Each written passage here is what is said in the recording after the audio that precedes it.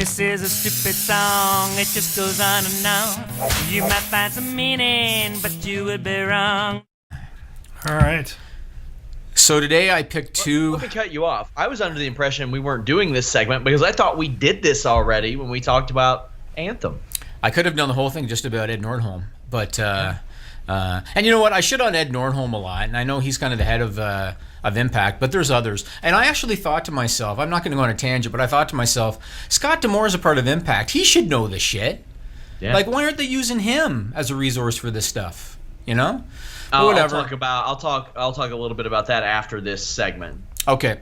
So first off, thanks to Trevor Strong, trevorstrong.org.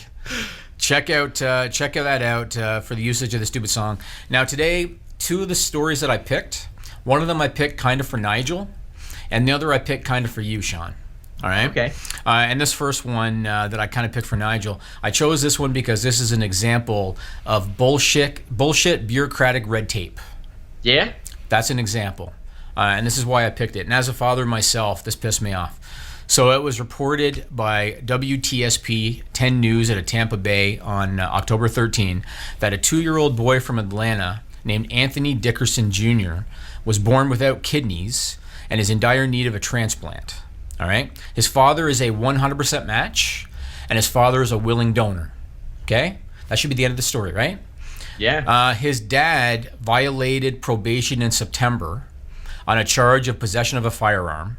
And so the hospital treating the boy, which is Emory Hospital in Atlanta, Georgia, they decided that they want to wait for the father to be reevaluated by his parole officer 3 months later, because he violated it in September. 3 months is January. The hospital wants to wait to hear from the probation officer after he's reevaluated in January before they'll decide whether or not they're going to let the surgery happen. Okay? This boy needs it badly. He's very ill. It was reported by Fox News on October 29th that he was rushed to hospital at one point with an abdominal infection related to the fact he doesn't have kidneys. The father has been released from custody when he was pulled back in because of the violation. He was released from custody, so he's out, ready to go. And the hospital's like, no, gonna wait until January when you meet again with your parole officer. That is fucking bullshit, Sean. It's bullshit. I just want to say I agree, but there's a reason you're the businessman and I'm the investigative journalist. It ain't tough to see what's going on here. Yeah. The dad was trying to John Q these people. I was thinking that. He had a gun. He was about to run up in a hospital in an ER and say, sons of bitches, give me your kidneys. I was thinking that. Now I'm fortunate that I have 2 healthy children. If one of my children was this kid, I don't even want to think about what I would do because I would probably annihilate a doctor if somebody told me, sorry man, you got to wait till January because I want to see what your parole officer says first. Utter nonsense. And they're penalizing an innocent 2-year-old kid because of this. So we're doing that operation in a hotel bathroom with the tub filled with ice. If that's the situation. It'd be happening. Yeah. It would be life or death for the surgeon, Sean, let me tell you. Oh, yeah. So that's the first story. This second one, this is a good one too. Fuck, people are so stupid, Sean. This is why this exists, man. It was reported by Newsweek on November 2nd. The White House is appointing a new advisor to the EPA, which is the Environmental Protection Agency. His name is Robert Fallon. He's an air pollution researcher at the Irvine campus at the University of California. Fallon is expected to argue for less environmental regulation, which is an agenda backed by the administrator of the EPA, a guy by the name of Scott Pruitt. Now, back in 2012, this Robert Fallon was interviewed by something called the AAAS, the American Association for the Advancement of Science. And you know what he told them back in 2012? He said the air is too clean. He said in 2012, and this is a direct quote, modern air is a little too clean for optimum health. He said children need to breathe irritants so that their bodies learn how to ward them off. So, Jimmy, bring on the carbon dioxide, Sean. Bring it on, man. You me to not get too political, but I'm just going to say that's a slow Tuesday for the White House. That's a slow. You know what I heard on the radio this week? What's that? Linda McMahon, small business supervisor. Yeah.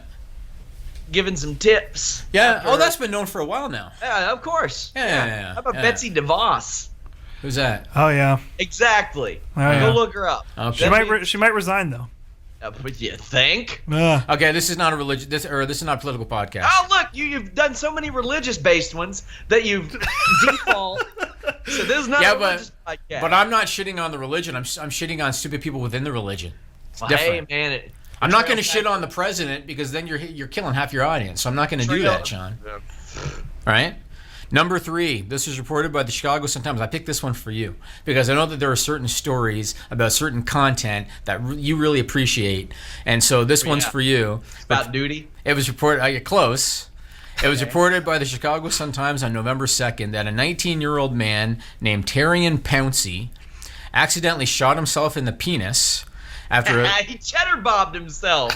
Nigel, I told you you like it. Didn't I say, Nigel? Yep.